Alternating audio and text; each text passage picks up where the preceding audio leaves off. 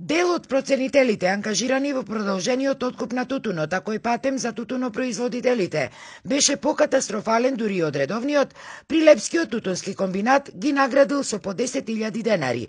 Обвинуваат од тутунското здружение Тутунска надеж, за разлика од останатите кои добиле двојно помалку. Тутунарите се сомневаат дека за добивањето на ваквите награди пресуден критериум бил лојалноста кон директорот и партиската припадност. Тоа е сигурно, заради тоа што направи пустошна. Поготово во онредниот откуп што му купија по 60 денари и со кало 20%. Значи во ниеден закон за откуп на тутун не пишува дека може тутун да му се откупи со 20-30% кало. По мое. Значи кои се припадници на неговата партија се наградени со 10.000. А луѓето што беа од старата власт останати што не си заминаат се по 5.000.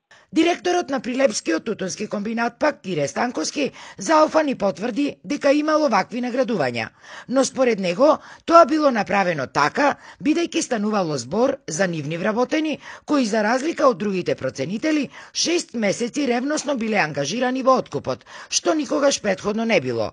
Оваа одлука поминала и на бордот на директори, се правда Станковски.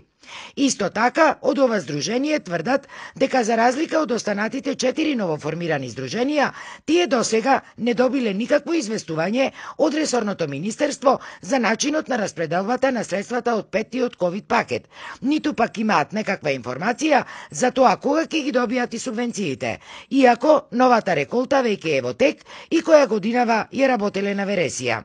Минатата недела, останатите тутунски здруженија јавно обвинија дека државата и власта и со распределбата на петтиот ковид пакет сакаат да направат уште една кражба на тутунарите.